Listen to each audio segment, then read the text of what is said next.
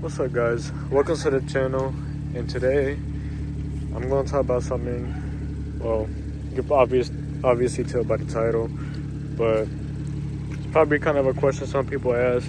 Should you buy a used 2020 BMW 440i or any BMW 440i model? And I'm going to put down some of the pros and cons so far of this car. I got this used, and I got it on a good deal as well, and pretty much the spec that I wanted in. This is a fully loaded 440i. It has all the sensors, cameras, and package, everything you could pretty much ask for. So yeah, as you can see with the M package, it comes with that different front bumper and blacked out grills. See, you got the blacked out grills. Obviously mine's a little bit let's say not stock, pretty much. Like, I have a front mount intake from RK Tunes that I just put on. Comes out with some black trim pieces and M style wheels.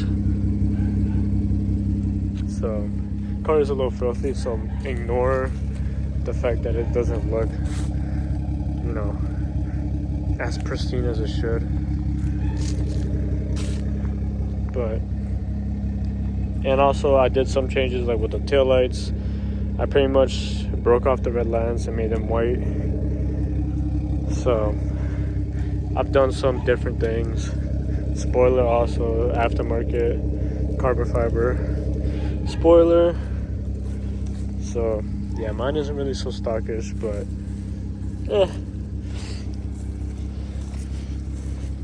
I had to do some changes to the car, obviously. And obviously mine is it got the LCI lift. It has the different headlights. So yeah.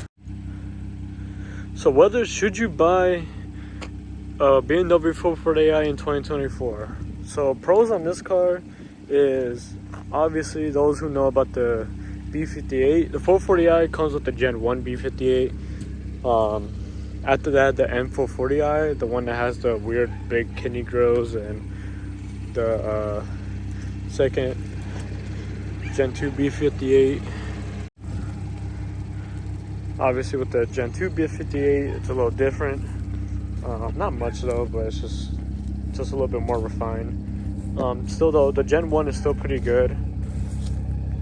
It's still as reliable ever since I've been having the car. Honestly, it's been good. I mean, the car hasn't caused me any issues so far at the mileage I got this. I got it at 36,000 miles. I'm currently at 42,000 miles, I think.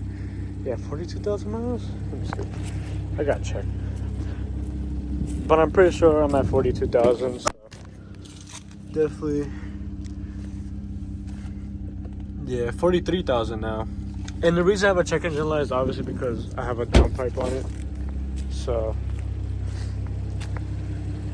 that's why I have a check engine light. It's not because of anything else. It's because of the downpipe I have on the car.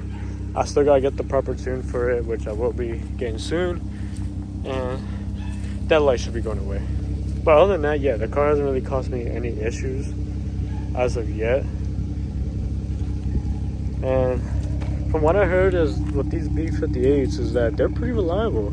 They don't really cause issues or much problems at all. And so far with my car, like, after it's been, I think, 3 months, which is not a huge long term of ownership, but so far the 3 months getting it used, you know, it's a 2020, it's been pretty good. Car handles beautiful. It keeps up with a lot of cars. Obviously you put some stuff on it, like a downpipe, intake, all that. It holds up pretty good against other cars. It feels amazing. The handling is good. This car is fun. This car is really fun to drive. So some of the pros of owning this car, or that this car comes with, is good engine, 320 horsepower with the non-M package. If you do get the M package with it, it bumps it up to 355 horsepower and torque. So you get a little bit boost in horsepower. So yeah, it's pretty quick for a car. You could get extra drive or rear wheel drive. Mine is the X-Drive, so I got the all-wheel drive because it snows a lot here in Maryland. So I had to go for the X-Drive. But as you can see here, that with the M package, it does give you what the M wheels that comes with the car. See you all right here, which is a really little nice touch that comes with the car. The engine that it comes with, it builds up power really easily and pretty much has a low cost. It's not going to break your bank completely. You can easily put down like 400 horsepower on this car with just like 2 things. And it gets powered pretty quick. And it's like in a reliable way too. It's not like you put something on and you're like have to worry about something breaking. This engine is pretty strong for what it is. And yeah, other pros is that it comes with an all-wheel drive, so obviously, you know, you live in an area where it snows a lot, definitely recommend getting an all-wheel drive. But obviously, if you're someone that likes just, you know, drifting in corners and sliding, you know, you could get the rear-wheel drive one. It comes with 2 forms, 2 Grand Coupe and Coupe. I went for the Coupe because I like the look of the Coupe more. I don't see a lot of the Coupes either. I see most of the Grand Coupes, and honestly, I just like the way the regular Coupe. It just looks good in my opinion. But yeah, car's reliable. It's pretty quick. It sounds good too. As you guys can hear, I had to give you guys a cold start. And the car sounds really good. I think this car sounds better than the M car because it has less of a raspy tone. But the M cars are a lot louder. I will admit that the M cars, they're a lot louder. But yeah, this has good tone exhaust, reliable, fast. They look good. Honestly, for a 2020, we did a 2017 one. Their looks are honestly pretty modern. Like, they look like new cars.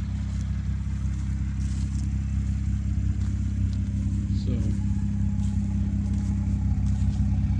yeah, I would say if you want a reliable car that's fast, easy to make power on, you know, comes with all-wheel drive or rear-wheel drive, 2 options. You get a Grand Coupe or a Coupe.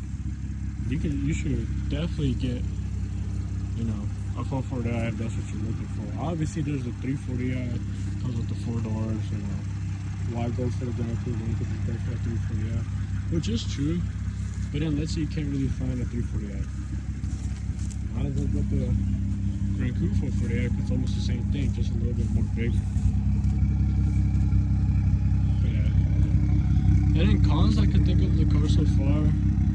I mean, as of right now, the only issue I've had, and I'm pretty sure it's because of my bad luck, is that my rear axle seal on the shaft, it was leaking. And a little bit, it wasn't a lot, which I guess it was just, I was just unlucky. My car just happened to have that. So definitely recommend if you go in to look for one of these cars, look at the rear axle seal. I'm gonna see if I can maybe show it because mine was leaking, and I was like, damn. Good thing I did have a warranty that covered it, so I got that fixed before I fucking completely voided it, and I had it fixed. I don't think I'm really sure because the car it sits low. This car sits pretty low, I'm not gonna lie. So another thing is these cars do sit low, so you definitely have to be careful on like bumps, potholes, all that because you could really scratch on them or break anything. Also, I always park here. My driveway sucks. It's literally a slope. Like the worst thing ever. But yeah. But I would definitely recommend obviously checking the rear axle seals because for some reason mine was leaking. It's not a common thing.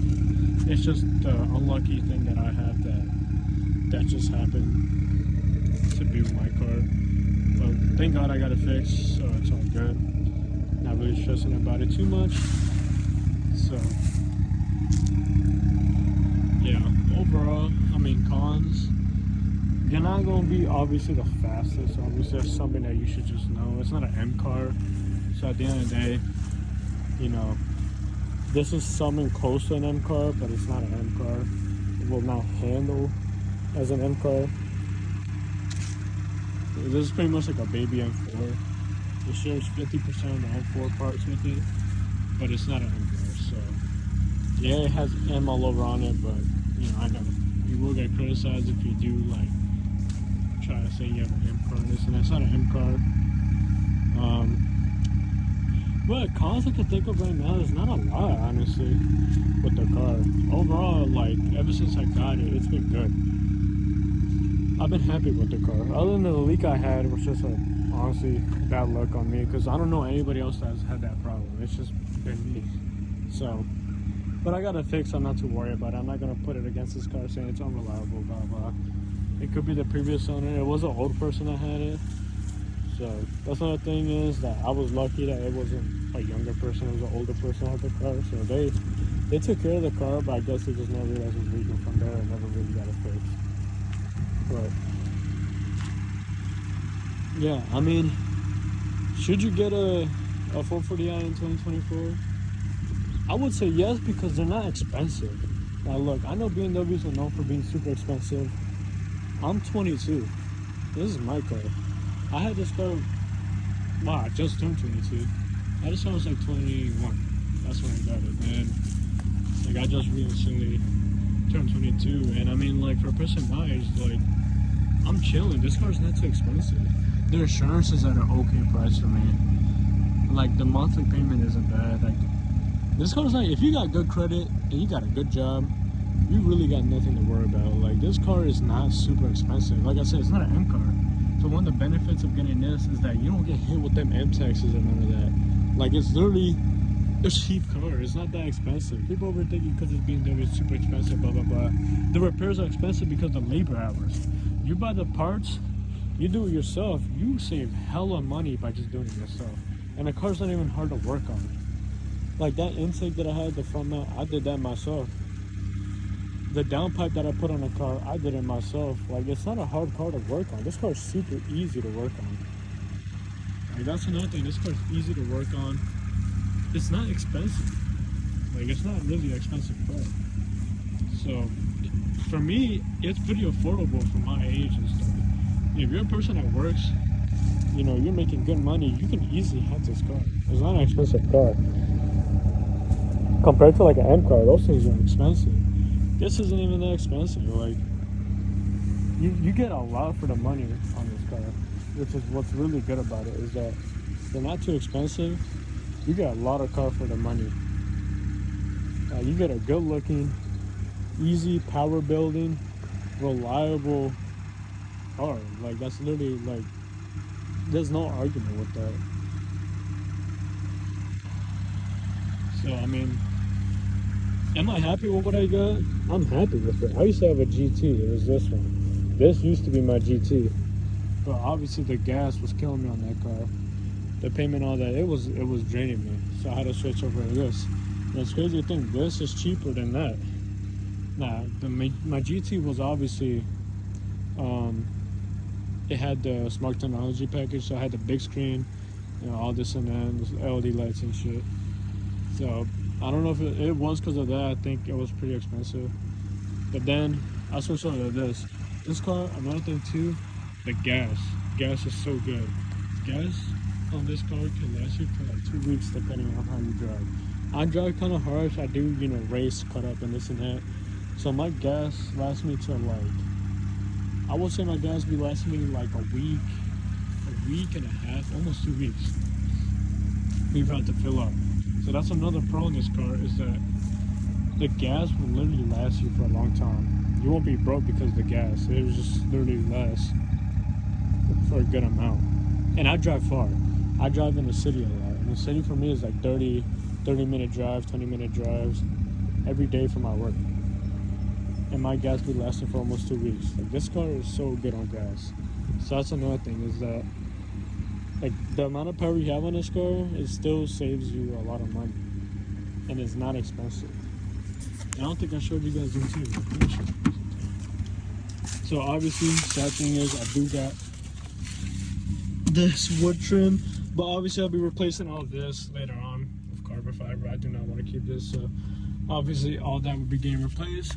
The M package also comes with this M steering wheel, so you don't get that ugly bulky one. You get this nice skinny one that feels really good in the hands, honestly. I love this steering wheel, which is why if you do go for a 440i, get it with the M package. Trust me, you'll thank me later if you get it with the M package. But yeah, so I definitely recommend getting a BMW 440i. I hope this video is gonna be really raw. It's gonna be like a first video, but you know, I hope this helps some of you guys, you know, answer some questions on should you get this car, and maybe give you guys a yes, you should get this car. It's definitely worth it. And yeah, this is such a good car. I love this car so much.